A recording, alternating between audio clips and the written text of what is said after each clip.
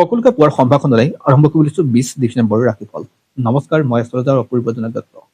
বন্ধুসকল, ৰাশিফলৰ মূল ভিডিঅ'লৈ যোৱাৰ আগত পঞ্চাংগ অনুসৰি আজিৰ দিনটোৰ কিছু তথ্য আপোনালোকক জনাব বিচাৰিছো। আজি হ'ল 20 ডিচেম্বৰ 2024 শুক্ৰবাৰ।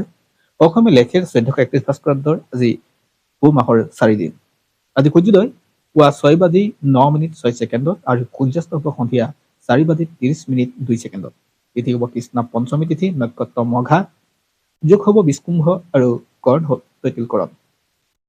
যদি কোনো শিশুৰ জন্ম হয়, তেওঁৰ ৰাশি হ'ব সিংহ ৰাশি, ক্ষত্ৰিয় বৰ্ণ হ'ব, মতান্তৰ হ'ব বৈশ্য বৰ্ণ, দেৱাৰীক গণ লাভ কৰিব, অস্তুত্বৰ মতে মংগলৰ দশা লাভ কৰিব আৰু বিংকুত্তৰ মতে কেতুৰ দশা লাভ কৰিব। আৰু আদ্য ঋতু হৈ আজি হ'ব 7 দিনীয়া কান্তা যুগ। আনহাতে মৰণত কোনো দুখ নাই। বন্ধুসকল, আপোনালোকে লৈ এটা সৰু অনুৰোধ, যদি আপোনালোকে আমাৰ এই ভিডিঅ' ফেচবুকত চাইছে তেনেহ'লে পেজটো ফ'ল' কৰিবলৈ নাপাহৰিব, আৰু ইউটিউবত যদি চাইছে তেনেহ'লে চেনেলটো ছাবস্ক্ৰাইব কৰি কাষত থকা বেল আইকনটো প্ৰেছ কৰি ৰাখিব, যাতে অনাগত দিনত আমাৰ এষ্ট্ৰলজি ভিডিঅ'সমূহ আপুনি সহজে পায়। 12টা ৰাশি আছে, 12টা ৰাশি আজিৰ দিনটো কেনে যাব তাকে জনাব বিচাৰিছো, গতিকে আপুনি ভিডিঅ'টো শেষলৈকে যাব। আৰু প্ৰথমে জনাব বিচাৰিছো মেঘ ৰাশিৰ বিষয়ে। যদি আপোনাৰ মেঘ ৰাশি হয় তেনেহ'লে আজিৰ দিনটো আপোনাৰ কাৰণে যথেষ্ট শুভ। আপোনাৰ ত্যাগ আৰু শ্ৰমৰ বিনিময়ত আপুনি শ্ৰেষ্ঠ আসন অলংকৃত কৰিব। আজি আপোনাৰ সকলো ফালৰ পৰা শুভ দেখা গৈছে, গতিকে আজিৰ দিনটো আপোনাৰ কাৰণে পজিটিভ বুলি ক'ব পাৰি। যদি আপোনাৰ বৃষ ৰাশি হয়, আজিৰ দিনটো আপোনাৰ আৰ্থিক স্থিতি যথেষ্ট ভাল হ'ব, পাবলগীয়া পইচা ঘূৰাই পোৱাৰ যোগ থাকে। আনহাতে পইচা সম্পৰ্কীয় লেনদেনবোৰ আজি কৰিলে যথেষ্ট আপোনাৰ শুভ হ'ব, আৰু বেংকিং কাৰ্যসমূহ, বেংকিং সম্বন্ধীয় কামবোৰ আজি আপোনাৰ কাৰণে শুভ হ'ব। আজি আপোনাৰ কাৰণে পজিটিভ হ'ব আৰু নতুন খবৰ আপুনি লাভ কৰিব, যিটো খবৰ আপোনাৰ কাৰণে অনাগত দিনত পজিটিভ বতৰা দিব। ইয়াৰ পিছত আহিছো মিথুন ৰাশিলৈ। যদি আপোনাৰ মিথুন ৰাশি হয় তেনেহ'লে দায়িত্ব আৰু কৰ্তব্য আজিৰ দিনটোত বাঢ়িব। আপুনি যি কামেই কৰি আছে তাত প্ৰয়োজনতকৈ বেছি কষ্ট কৰিব লাগিব। স্বাস্থ্যৰ ক্ষেত্ৰত বৰ এটা পজিটিভ দেখা পোৱা নাই। ভ্ৰমণৰ ক্ষেত্ৰত আপোনাৰ ক'ৰবাত নহয় ক'ৰবাত সমস্যা আহিব পাৰে, গতিকে দূৰ ভ্ৰমণ আপুনি নকৰিলে যথেষ্ট। ছাত্ৰ ছাত্ৰীসকলৰ কাৰণে আজিৰ দিনটো কিছু কঠিন হ'ব। ইয়াৰ পিছত আহিছো কৰ্কট ৰাশিলৈ। যদি আপোনাৰ কৰ্কট ৰাশি হয় তেনেহ'লে আৰ্থিক স্থিতি আপোনাৰ কাৰণে ভাল হ'ব, বেপাৰত গ্ৰ'থ হ'ব, অৰ্থাৎ ব্যৱসায়ত আপোনাৰ গ্ৰ'থ হোৱাৰ যোগ থাকে, স্বাস্থ্যৰ উন্নত হ'ব, আৰু বন্ধু বান্ধৱৰ লগত আপোনাৰ মিতিৰালি আদি যথেষ্ট উন্নত হ'ব, আৰু তেওঁলোকৰ পৰা যথেষ্ট সহায় পাব। আজি আপোনাৰ কাৰণে শুভ বুলি ক'ব পাৰি।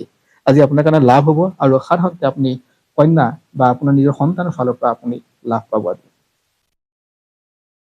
ইয়াৰ পিছত আহিছো সিংহ ৰাশিলৈ। যদি আপোনাৰ সিংহ ৰাশি হয়, কোনো কাম নিজাববীয়াকৈ কৰিবলৈ যত্ন নকৰিব। আজি জ্যেষ্ঠজনৰ পৰামৰ্শ আৰু অভিজ্ঞজনৰ সহায় লৈ আপুনি কাম কৰিলে আজি উপকৃত হোৱাৰ যোগ থাকে।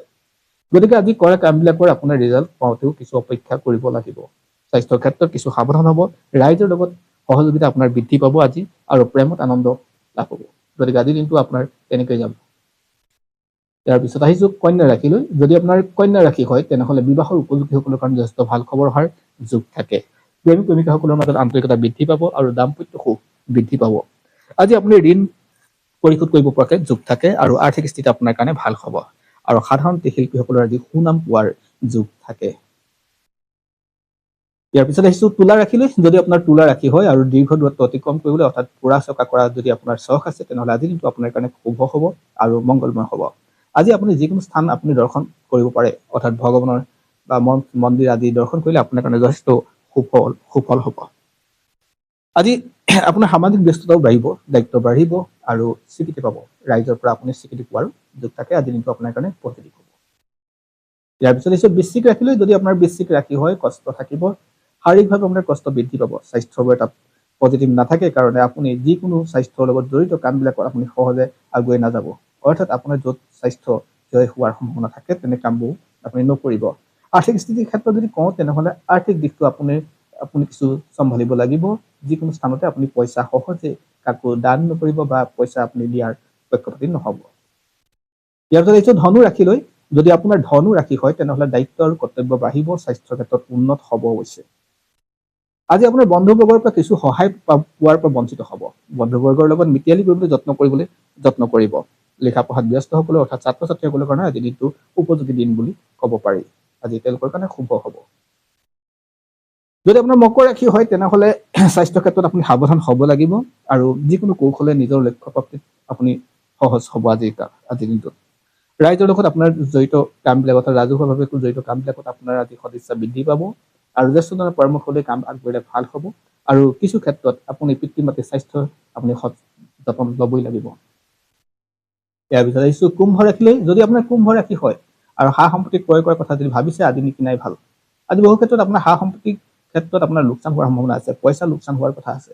স্বাস্থ্যৰ ক্ষেত্ৰত আপোনাৰ বৰ এটা পজিটিভ নাথাকে, গতিকে আজিৰ দিনটোত আপুনি ট্ৰেনজেকশ্যন নকৰাই ভাল।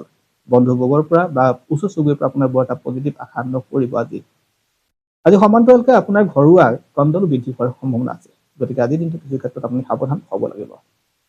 আৰু যদি আপোনাৰ মীন ৰাশি হয়, তেনেহ'লে আপোনাৰ ফুৰা চকাত চখ থকাসকলৰ কাৰণে আজি যথেষ্ট ভাল দিন। আজি যোগাত্মক দিন, প্ৰেমত আনন্দ লাভ কৰিব তথা প্ৰেমিক প্ৰেমিকাসকলৰ মাজত আজি যথেষ্ট ভাল